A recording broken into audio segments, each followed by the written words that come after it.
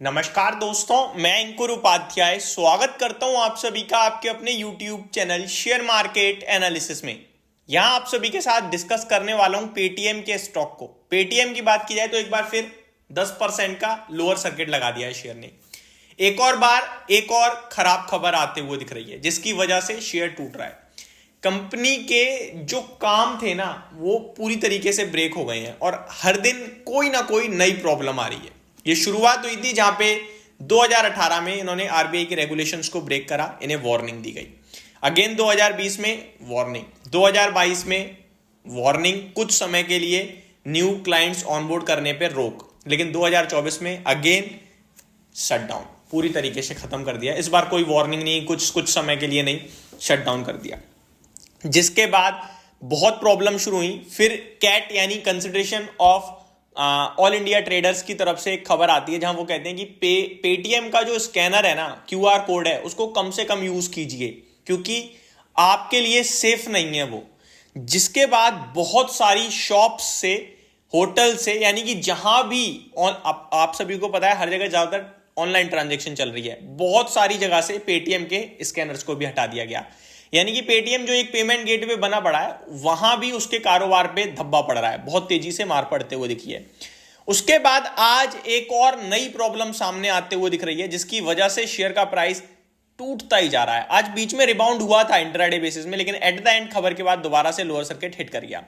Stock इसी के साथ 350 रुपए के भी नीचे निकल गया और मैक्वारी जो कंटिन्यू इस स्टॉक पे अपनी पकड़ बना के रखे हुए है, उनके 2 दिन पहले ही 275 रुपए के टारगेट्स आए हैं जो कि ऑलमोस्ट डन हो गए, अब मान के चलिए, क्योंकि 342 रुपीज के आसपास पेटीएम की क्लोजिंग आई है और 275 यहां से केवल 10% ही नीचे रह गया है ऑलमोस्ट।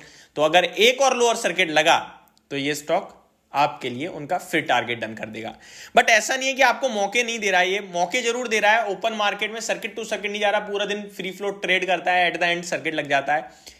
बट इस फ्री फ्लोट ट्रेड में ना कोई निकल नहीं पा रहा क्योंकि खरीद लोगों की, किसी की 600 की है, किसी की 800 की है, किसी की 1000 की है, और कोई तो आज भी 2000 के आईपीओ के प्राइस से लेके बैठा है। क्यों बैठा है हमें नहीं पता, बट बैठे हैं बहुत सारे लोग।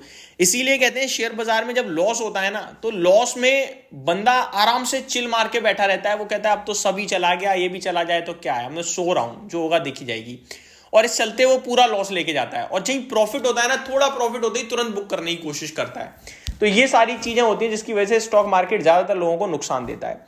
अभी पेटीएम में आज क्या हुआ है, आज इनके जो इंटरनेशनल करेंसीज में काम हो रहा था, जो एक्सचेंज, उसकी रिपोर्ट मांग ली है फेमा एक्ट के तहत। फेमा, अगर फेमा की बात करूं, फॉरेन एक्सचेंज मैनेजमेंट एक्ट है, जहां पे खबर आते हुए दिख रही है shares of 197 communication limited, the parent firm of digital payments firm Paytm, NOS dived 10% to hit a lower circuit on the second consecutive day. With this, Paytm share hit. The development comes after the Enforcement Directorate यानी ED files a case against Paytm Payment Bank under the FEMA Act. FEMA यानी कि जो मैंने भी आपको बताया, Foreign Exchange Management Act. While Paytm share had rebounded slightly to settle above the day's low earlier, but ये छोड़ने वाली बात है, वो मैं आपके साथ ऑलरेडी डिस्कस कर चुका हूं। तो ये एक और चिंता का विषय है। निवेशकों से अभी भी मेरा यही बोलना है कि भाई साहब बिल्कुल एवरेज करने, आप क्या एवरेज करोगे, आप 450 पे भी मैंने बोला, अभी 350 हो गया, हर 2 दिन में आपका 100 रुपये जा रहा है शेयर। आप देखो 2150 रुपया होने के लिए से 8 गुना होना पड़ेगा, 8 नहीं तो 7 गुना तो होना ही पड़ेगा। और वो 2150 वाला 70-80% माइनस देखेगा, लेकिन यहां से वहां पहुंचने के लिए 7 गुना होना पड़ेगा।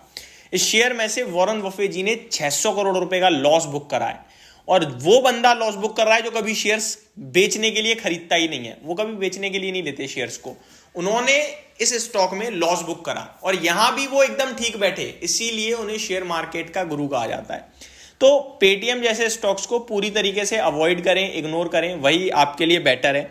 बीच बीच में एक आध उछाल आ भी सकता है और उस उछाल में आप केवल और केवल पोजीशन को हल्की करें, कोई फ्रेश एंट्री नहीं है, क्योंकि कंपनी के कारोबार में प्रॉब्लम है। पेटीएम पेमेंट बैंक पूरा चला गया मान लो, अब वो तो रिबाउंड वहां पे मतलब कुछ अच्छा आने को तैयार नहीं है। आरबीआई गवर्नर शक्तिकांता दास जी ने क्लियरली बोल दिया है कि इनको लेकर हम कुछ सोच विचार कर ही नहीं रहे हैं, कोई रिव्यू के मूड में नहीं है। हमने बहुत, ऐसा नहीं है कि इंस्टेंटली कोई डिसीजन लिया, 5-7 साल से बातें चल रही हैं, आप बार बार अगेन एंड अगेन वार्निंग पे भी आप रेगुलेशंस को ब्रेक करोगे तो फिर कुछ एक्शन तो हमें लेना पड़ेगा। So this is our action. तो उसको लेकर कुछ नहीं। और उन्होंने कहा कि हम FAQ दिखाएंगे, फ्रीक्वेंटली आस्क्ड क्वेश्चन दिखाएंगे कि हमने कितनी बार पूछा, कितनी दिक्कतें हुई थी, बट अब रेगुलेशंस को ब्रेक किया तो सहना पड़ेगा। इस समय अपना रेगुलेटरी सिस्टम बहुत मजबूत है, चाहे फिर वो शेयर मार्केट का सेबी हो या फिर वो बैंकों का RBI हो, तो वो बहुत तगड़ा है। और आज कहीं ना कहीं IRDAI की भी मीटिंग है, तो वो भी देखने वाली बात है वहां से क्या आता है इंश्योरेंस को लेकर। तो ये पूरी की पूरी अपडेट थी। पेटीएम के शेयर धारकों को बिल्कुल भी राहत मिलने के लिए तैयार नहीं है, कंटिन्यू बिकवाली हो रही है और इस कंपनी का मार्केट कैप 21,000 करोड़ का रह गया है। 1 लाख करोड़ के पार की कंपनी थी जब बाजार में उतरी थी। होप आपको ये सारी जानकारी समझ में आई होगी। Thank you so much for watching this video. Have a great day guys.